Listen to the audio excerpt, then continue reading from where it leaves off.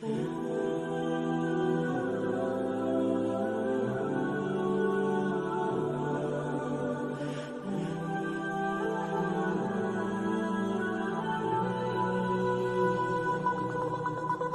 انسان نے پہلے پہل اس زمین پر قدم رکھا تو اللہ نے انسان کو دنیا میں بھیجنے سے پہلے انسان کے زندہ رہنے کے لیے تمام سامان پیدا فرمایا۔ ہوا، پانی، آب اور مٹی یہ انسان کی بنیادی ضرورت تھی۔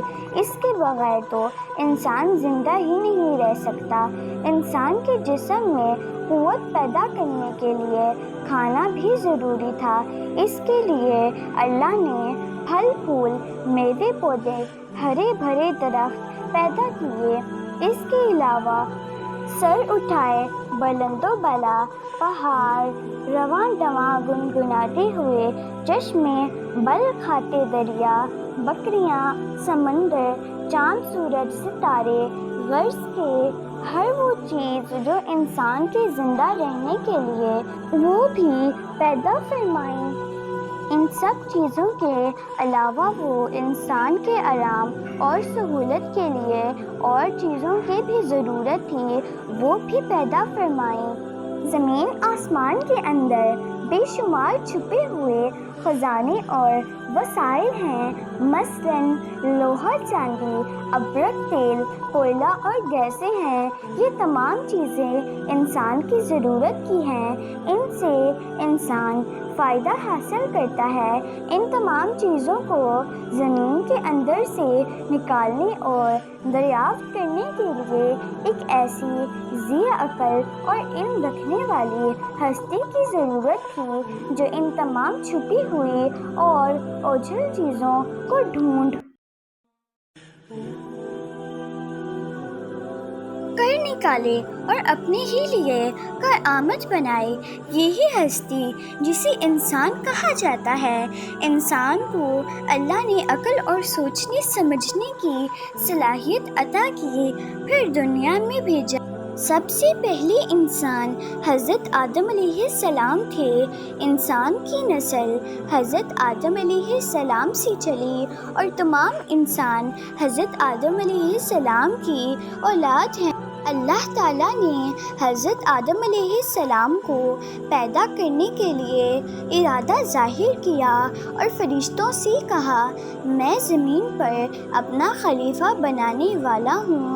اس پر فرشتوں نے عرض کیا اور کہا، کیا آپ زمین پر انسان کو پیدا کرنے والے ہیں؟ انسان تو زمین پر فساد برپا کرے گا اور خون بہائے گا۔ ہم تو تیری پاکی بیان کرتے ہیں اور تیرا شکر بجا لاتے ہیں۔ کیا ہم عبادت کے لیے کافی نہیں ہیں؟ اللہ نے فرمایا، جو میں جانتا ہوں وہ تم نہیں جانتے۔ پھر اللہ نے خود اپنے ہاتھوں سے حضرت آدم علیہ السلام کا پتلا بنایا، پھر اسے سنوار اور اسے مناسب شکل دی۔ اس کے جسم کا ہر حصہ خوبصورتی کے ساتھ بنایا۔ پھر اس مٹی کے پتلے میں اللہ نے اپنی روح پھونکی۔ پھر اللہ نے فرشتوں سے پوچھا کہ چیزوں کے نام بتاؤ اگر تم سچے ہو۔ فرشتوں نے جواب دیا، ہم نہیں جانتے، سب سے زیادہ تو آپ جاننے والے ہیں۔ ہم کو تو بس اتنا ہی علم ہے جو آپ نے ہم کو سکھایا ہے۔ آپ بڑے علم اور برکت والے ہیں۔ اللہ نے آدم سے کہا، اے آدم، ان فرشتوں کو ان چیزوں کے نام بتاؤ۔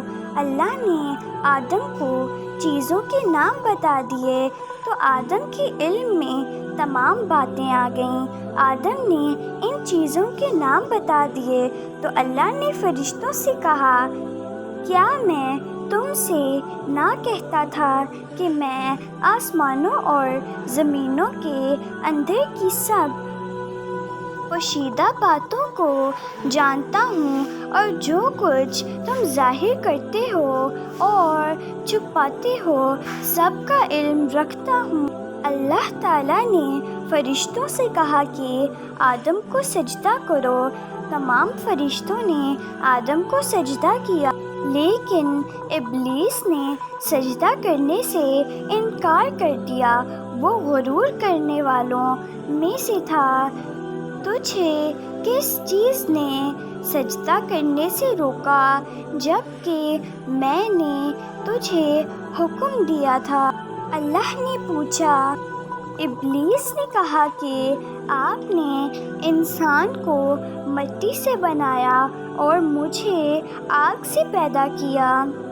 ابلیس کے معنی مایوس اور نا امید ہونا، اسی لیے کہا گیا کہ جو شخص اللہ سے نا امید ہوتا ہے وہ ابلیس کے تابع ہوتا ہے۔ جو لوگ ابلیس اور شیطان کے بہکاوے میں آ جاتے ہیں وہ پست ہمت ہوتے ہیں۔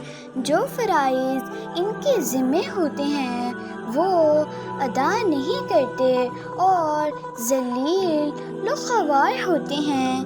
جب ابلیس نے سجدہ کرنے سے انکار کیا تو اللہ نے فرمایا، تو آسمان سے اتر، تو نے تکبر کیا اور تو ذلیل و خوار ہوا۔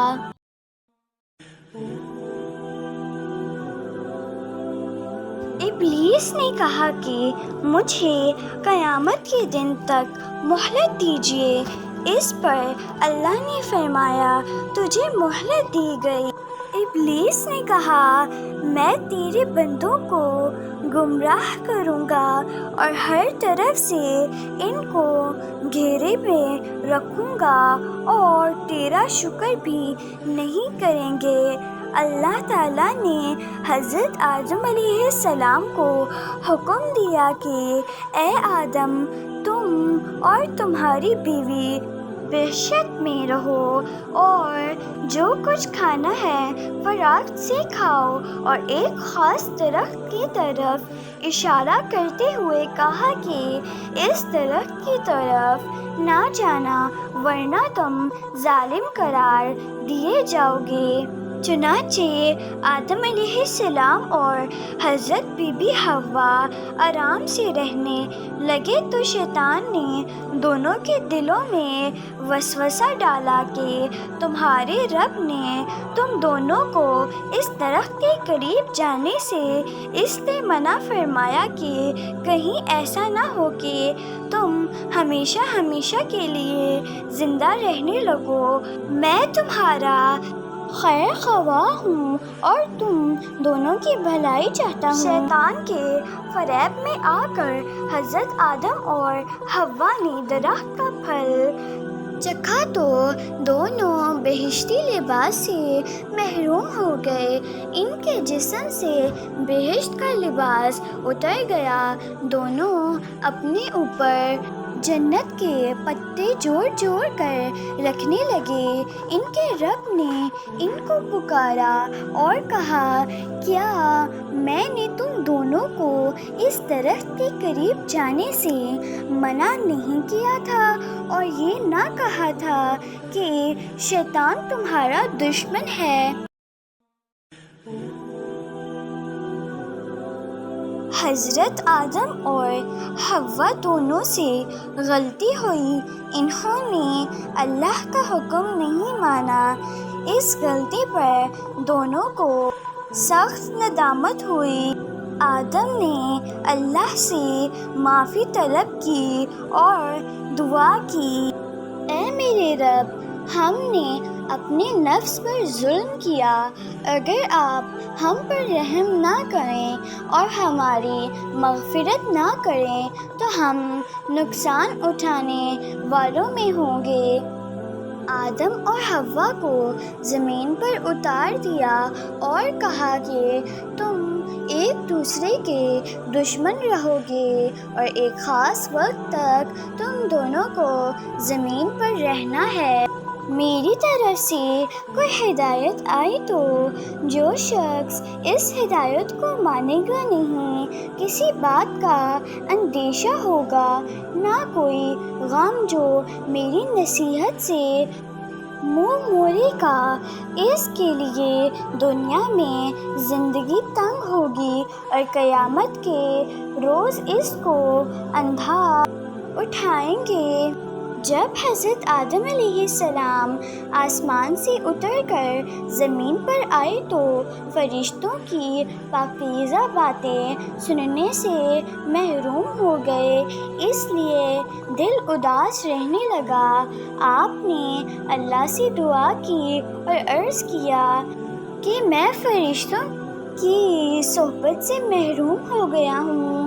اس پر اللہ نے فرمایا، آپ مکہ معظمہ جائیں، وہاں میرا گھر تعمیر کریں، اس کا طواف کریں اور نماز پڑھیں۔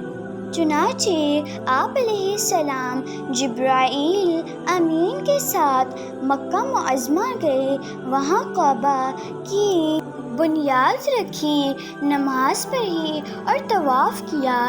حضرت آدم علیہ السلام کے واقعہ سے ہمیں سبق ملتا ہے کہ جس کام کو اللہ نے کرنے سے منع فرمایا ہے وہ نہ کریں، جو کام کرنے کا حکم دیا ہے وہی کریں، یہی عبادت ہے۔ عبادت نیکی ہے، نیکی عبادت ہے۔